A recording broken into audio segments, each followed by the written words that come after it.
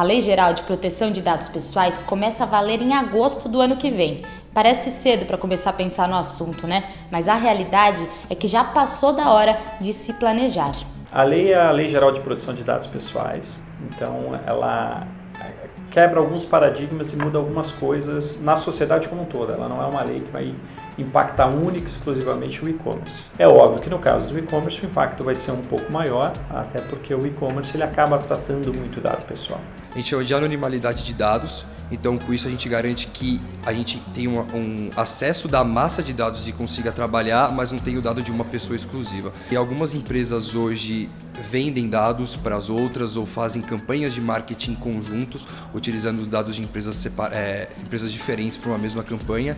Então com a LGPD a gente precisa finalizar isso, não poder mais vender dados, então isso é algo que não ocorre mais, e precisa nas campanhas deixar claro para o que a gente está utilizando esse dado. Os sistemas ERP eles integram uma série de informações que vêm do e-commerce, tá certo? Então, por exemplo, o cadastro do cliente, que são dados sensíveis, eles chegam no sistema ERP.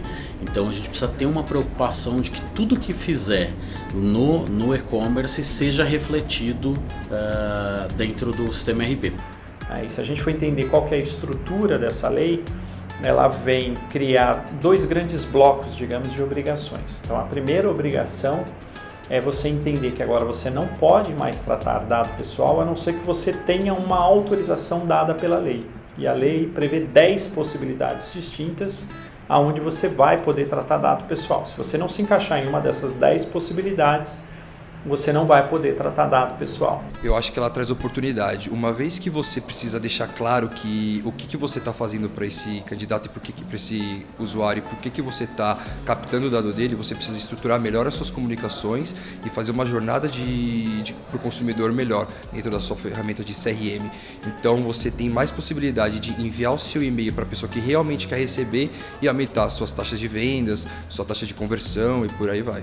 Por exemplo, imagina uma operação omnichannel, onde o consumidor, na hora em que se cadastrou lá no e-commerce, está fazendo a compra no e-commerce, ele diga que não quer receber nenhum tipo de promoção.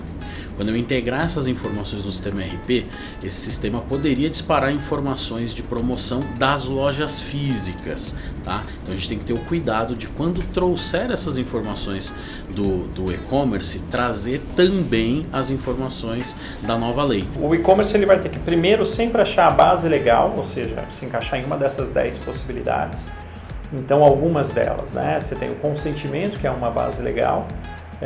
Você tem o cumprimento de obrigação legal, você tem o legítimo interesse, você tem a execução de contrato. Então sempre o e-commerce vai ter que tentar encaixar aquele dado pessoal em uma dessas 10 possibilidades. Quando, mesmo encaixando em uma dessas possibilidades, ele vai ter que se limitar a não utilizar o dado para outra finalidade que não aquela que está embasada. A gente já viu no mercado algumas empresas que fazem compras de bases de dados de outras, a gente vê empresas que se unem e uma utiliza a base da outra para fazer campanhas, e isso não é benéfico para o mercado, uma vez que o cliente não está sabendo que o dado dele está indo de um lado para o outro. Os dados eles sempre foram muito sensíveis, então os sistemas ERPs eles trabalham com um nível de criptografia, de proteção muito alto para que esses dados não vazem. Dificilmente você vai ouvir no mercado que dados de um sistema ERP vazaram, tá? Então eles já têm um nível de segurança muito alto, mas a forma como as empresas e as pessoas usavam esses dados é que precisa ser repensada. Muita gente exportava os dados dos consumidores, os dados dessas pessoas do ERP, para usar num ambiente, por exemplo, de disparo de e-mail marketing, tá? E aí isso antes não precisava de uma aprovação do consumidor, e agora precisa. Já tem muito órgão que está se baseando na legislação para fiscalizar e autuar, né? Então, os consumidores buscam os PROCONs, né?